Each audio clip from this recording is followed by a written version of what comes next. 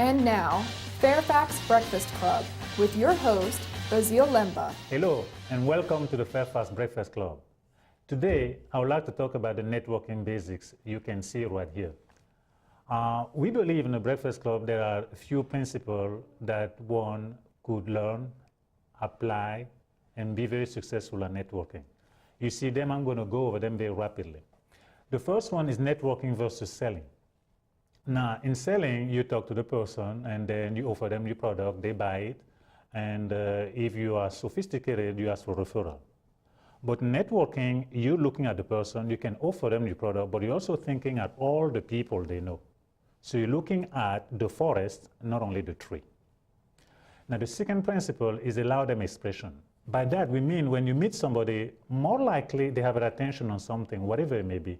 So if you would just be kind enough to allow them to express themselves, they will be more open to listen to what you have to say.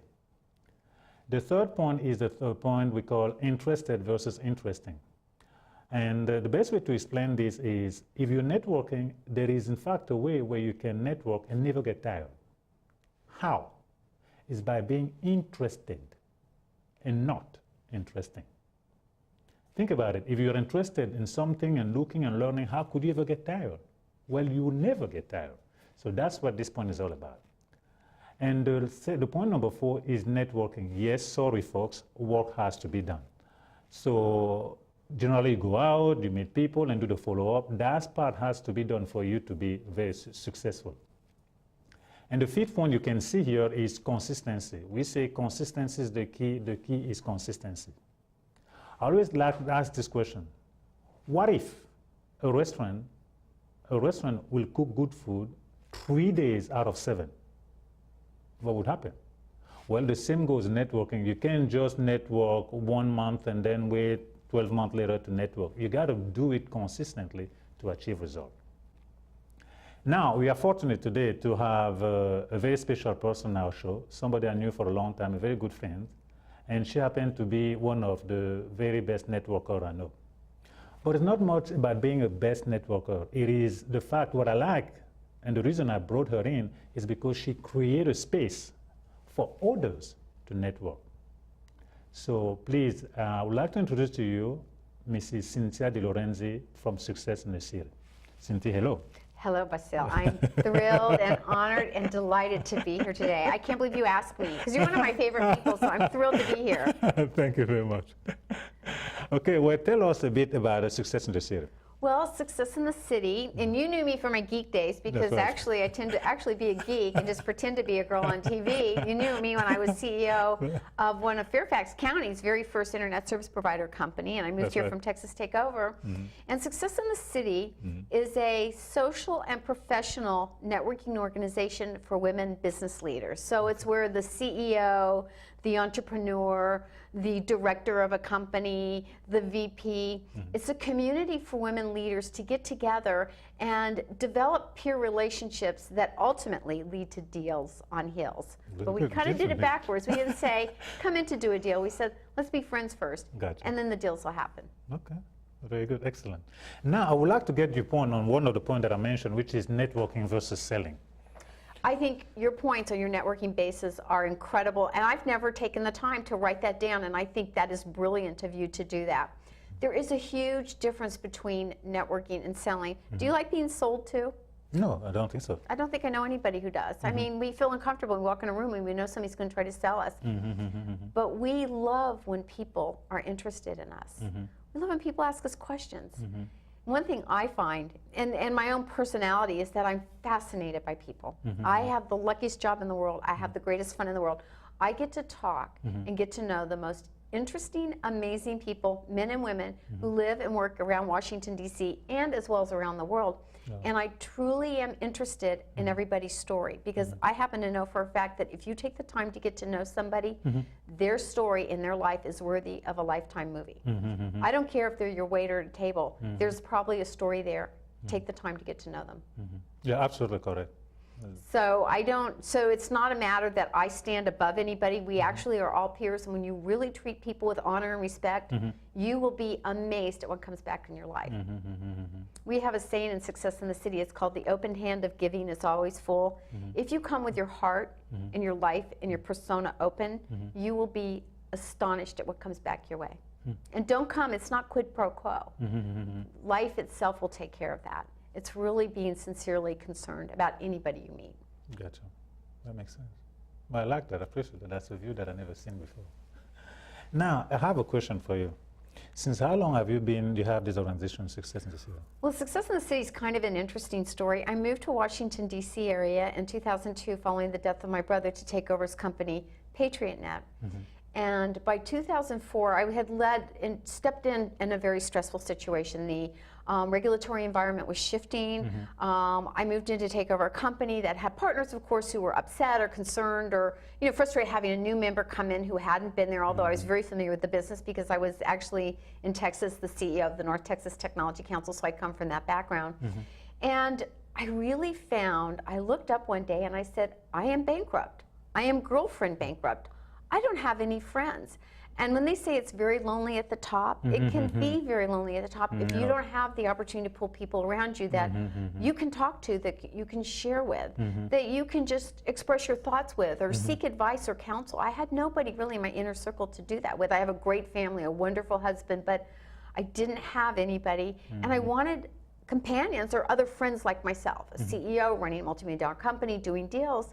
So I had a one-time networking event. It was a joke. And it was simply to say goodbye to Sex in the City. It was going off the air. And at this event, you were invited to wear red high heels. You had to wear high heels, red lipstick, share a personal anecdote about yourself nobody else knew, and then identify which character in the series you most like. Well, the media heard about it. It was leaked. Oh, really? It's sold out. People loved it, begged us to do it again, which told me that women in Washington, D.C. do have a sense of humor. And we were born. But it was not an official organization like we are today. It was actually just a community, a place to get together. A group of women said, we like this so much, we'll throw an event every few months. So we'd get together about every 6 weeks or so. And we plan an event, and it was really based on humor and fun, because there's a lot to do in this town. I mean, I think that you could network from morning till night, every single day of the week here. So it had to have a real value, and it had to really fill this gap that I had recognized in my life that other women had. So that's kind of where we started. Very good. So when did that start? It was 2004, but it was in 2006 my brother's company was sold, and I started 2 other IT companies because that was work, this was play. But people around the world began writing and going, can we start a chapter, and how are you doing it? And I go, I have no idea. But it was resonating with people, and I recognized we were really feeling a gap. There was a need. It was resonating with women. They wanted this. They wanted their own community. So I recognized it, and I listened, and I said, at the end of 2008, early 2009, we said we're going to make this official. We became a real-life official organization, and that's what we do today. Okay, great, fantastic. My next question to you, any challenges in having and keeping it going? Oh, no, never. No challenges. Easy. Everything in life. Well, I want to join you then. Oh, there are always challenges. Sure.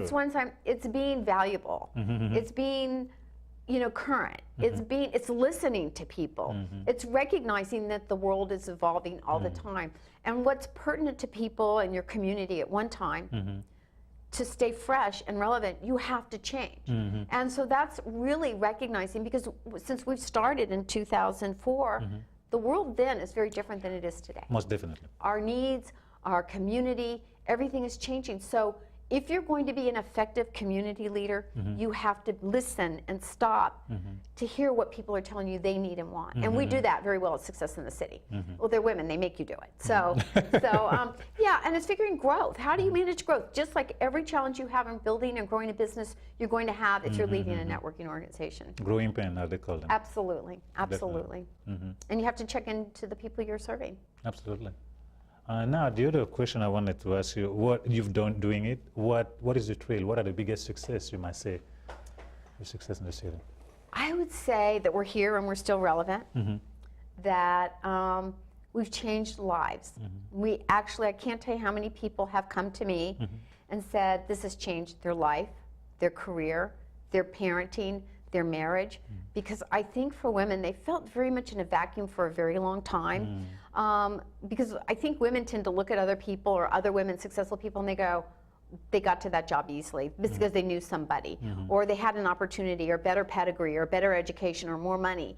And when we peel it back and we find out we all have the same challenges, and that there are resources and knowledge available, it changes your focus and realize that you are human and they are human, and that you can make choices and you can have the life that you really want.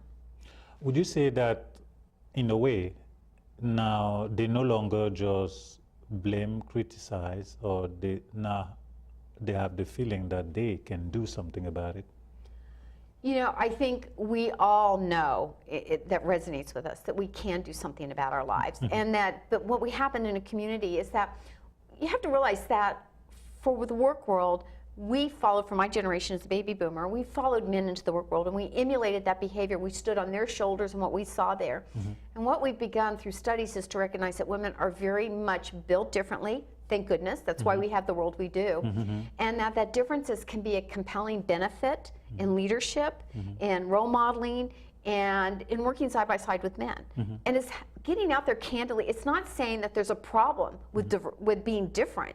What we do is we harness it and we say, what makes us uniquely different, and how do we value that, and make that a proposition for our company to grow. And that women come back and have that conversation with men in a much more open way. Gotcha. So, in a way, the way I get it is much more,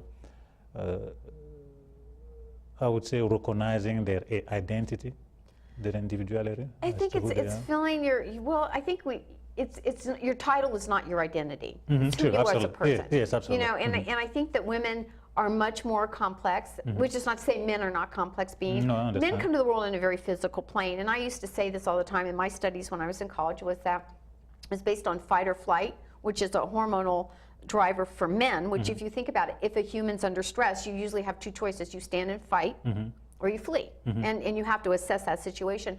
Well, for women, that's not necessarily true. Men would take a stick and hit it and kill it, where a woman would talk it to death. So when we understand that we're very hormonally driven differently, you know, and you know that look that a man gets on his face when a woman says, we need to have that talk. And a man gets this panic look on his face like, oh no, you know, and then our woman goes, I know what you did, or they go, well, something's wrong, and he goes, well, what's wrong? And then a man starts thinking of 100 million things that could be wrong, and a woman's only got one thing, and she's like assuming he knows it. But so we look at the world very differently, and when you understand that, and you embrace it, and you own it, and say it's okay, I think everybody kind of takes a breath and goes, oh, you know, I'm not doing it wrong, you're not doing it wrong. We just look at it differently. Gotcha.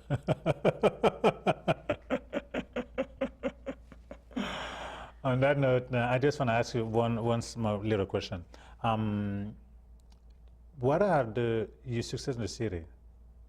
You have other organizations you're partnering with at this point in time? You know, that's a great question. And, you know, at Success in the City, we believe that our job is to work with every organization. We're not one size fits all. We don't want to be everything for everybody. We want to support and build community. And a great way to do that is support other organizations. And there are great ones there. So we need to share what they're doing with our members, and we share other people's events. We work with NABO, National Association of Women Business Owners. We work with WIT, Women in Technology.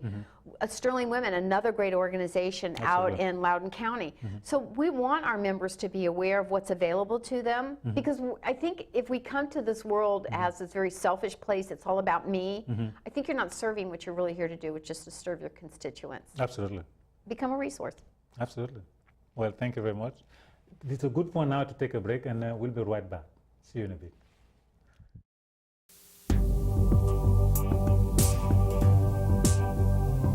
Did you know you have the power to stop children from joining gangs? You can help a father find a job and home for his family.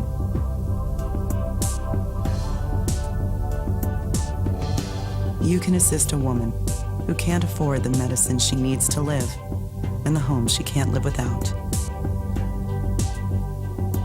You can choose to make a difference in our community.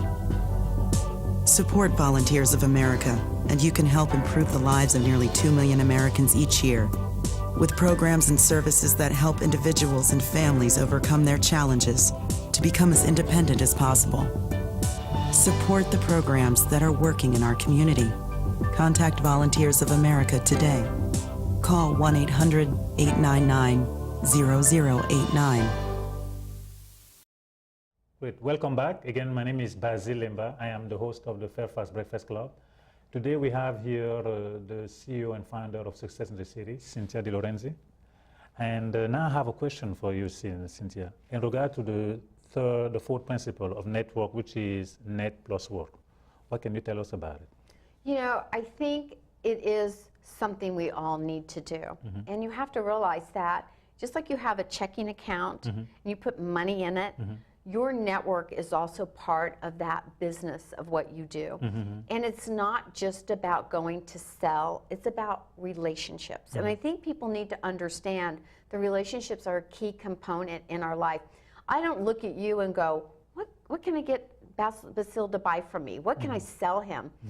I look at it as much deeper and much more meaningful. I want to be valuable to you as a resource because I know that at time you're going to see yourself as a valuable resource to another woman who goes up and says, Basil, I have this conflict, or I'm not sure what to do, or I don't know any other women who have this kind of challenge. And you go, you know what you need to do? Go check out Success in the City. And your advertising agency becomes the relationships that you form. It's the most valuable tool that you have by being of service, by offering service, by supporting other people. And in turn, I always like to be the network that people go to when they say, I need an insurance agent, I need who to talk to, I need an attorney, I'm thinking about buying a company, I'm thinking about selling a company. I want to be the resource to start them on that road to finding the right person for them. And that's invaluable to do that. What kind of commodity is better than that? Being a knowledge broker. Absolutely. You're totally correct. Now, I would like to have your view on this quote, consistency is the key is consistency. Consistency is the key. I think for me, it's passion is the key. Okay, all right. I think that a lot of times we follow into work because we do what we're supposed to do. And I think what we miss, and I think consistency is important, but I think it's easier to be consistent if you're passionate. True. If you Most love definitely. what you do. Yes, yes, yes. I mean, loving people, caring about people, liking people, and find your path to being in that community. And I recognize there are all different kinds of people in this world. And I realize that maybe that's not everybody's cup of tea, but for me, I find people fascinating. I think you learn everything you need to know in life by talking to people. People have incredible experience. They have perceptions, they have knowledge, they have experiences, they have things that they can share with you. So, and I think it's sad when you think about that we're only on this earth for a set amount of years. Why not do what you love and have passion for? Totally. And I really have passion and interest and fascination in people. So I would much rather be passionate and make a mistake than be consistent. I agree with you, totally and completely. I guess consistency, the way we put it, it's much more of mechanical. When I come across a mechanical, like I do that, it's consistent. And you're right, the Confucius is known for saying, find a passion and love what you do, and then you'll never have to work. Absolutely. So yes, definitely once you have the passion behind it, I think you have a very good point. And also I'm wondering if the issue for most people is probably not figuring out what they're supposed to be doing and not figuring out their passion. I think that's a hard job. That's a very hard job to know what your passion is, but it's that thing that kind of makes your heart beat a little faster. It makes you smile. It makes you think about it. It makes you want to research it on the internet. It makes you want to talk to people doing what they do. One of my passions and my loves is art. And a lot of people, nobody knows that about me. I actually studied art in college. And I always say, you know, I express my passion for art by painting with people. I paint the world with people, by having these incredible relationships. But I recently told my husband, you know, I said, I'm starving. He goes, what are you hungry for? What do you want? I said, I'm starving for color in my life. And by that I mean that I want to pick up the brush again and paint. Oh, wow. And it's something, it's a feeling, it's an emotion. It's not about that I want to sell art. It's about I have this drive to express myself. And I want people to have that. What's that thing? And I don't know what it is for you or anybody else. It could be selling, it could be archery, it could be shooting guns, it could be riding a horse. But it's finding that thing that excites you with exuberance. Now I will say for consistency, it's important to have process. Because you don't want to go to a networking event for the purpose of building relationships and take the cards you made and the connections you make and walk out to the garbage can and throw them away. It's kind of pointless. It's relationship building. And it's saying, you know, that was really interesting. I'm going to call them up and have coffee with them and get to know them. It's as simple as that. Absolutely. So it's building relationships. Okay. Yeah, it makes sense. I guess one of the best examples I've ever heard personally about consistency, which may not necessarily have to do with networking per se I was talking about, is somebody told me a story about the Olympians, the people who win medal. And the story was, if you look at their life, nothing more boring. They wake up in the morning, go to the gym or whatever, drink their coffee, go to the gym, and then come back. Do the gym, then come back. And when we see them on TV with raising the trophy and whatever, everybody's much more excited, which is glam, as you can put it. But if you look behind, there is that consistency in the action that lead to greatness. I think I was talking to you not long ago, and you mentioned the 10,000 hours.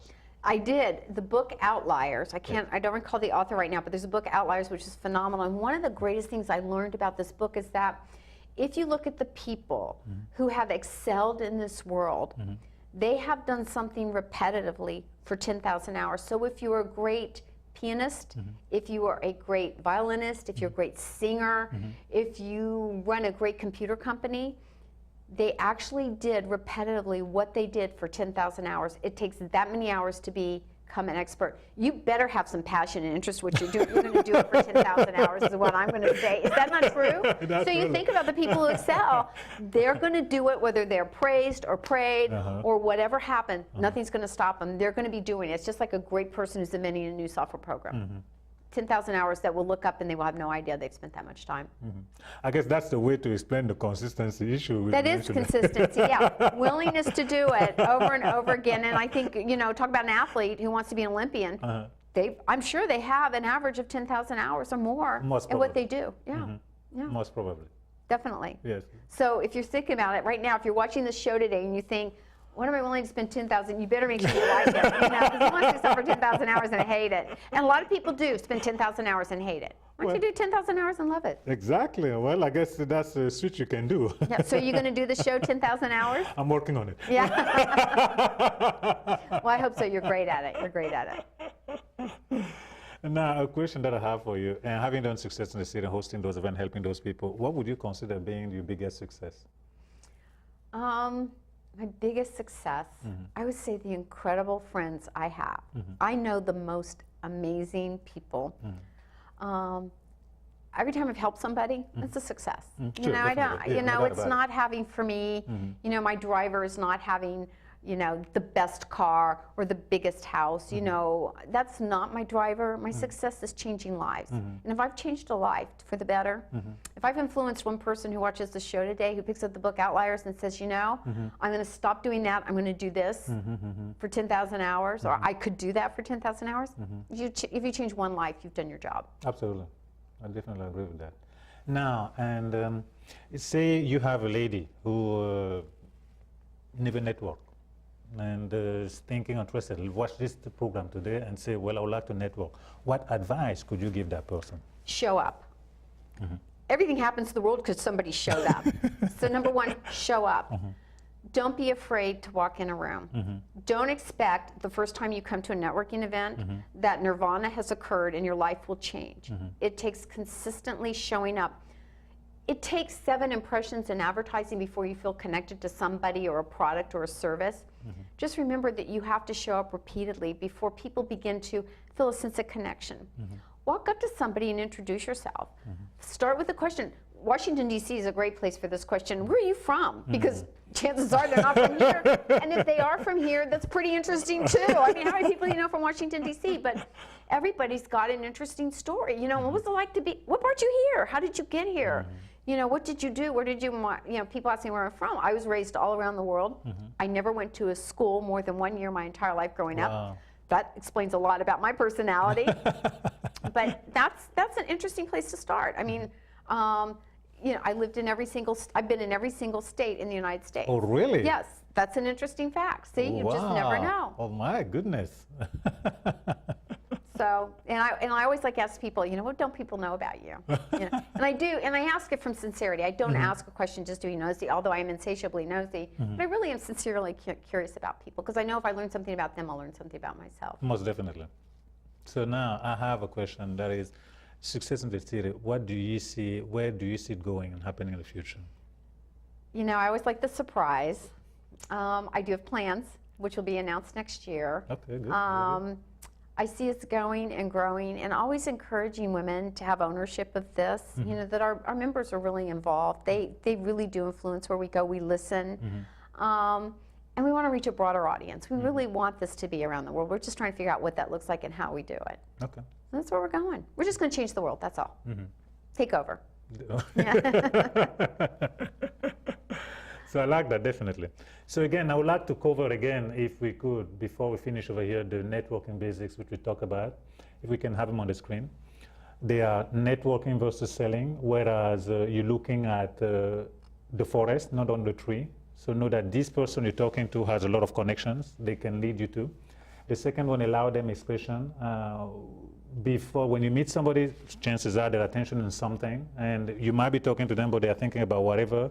So the best way is then just give them the opportunity to express themselves. That would be more open to listen to you.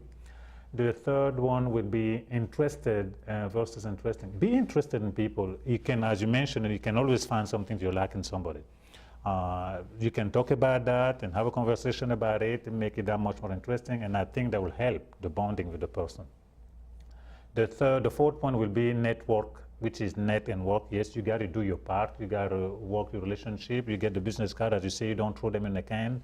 You follow up on that and you keep building it. Yes, it may not happen, as you mentioned, the very first day they come to an event, but over a period of time. I can see that the Breakfast Club, where contacts that I made 6 years ago are blossoming today. But if I didn't keep doing it, none of that would have happened today. And the last one, which she mentioned very well, around the 10,000 hours, consistency is the key. The key is consistency. Again, I thank you very much for watching, and I also want to thank our guest over here, Cynthia, and I'm looking forward to having you on our next show. Thank you very much. Have a productive day.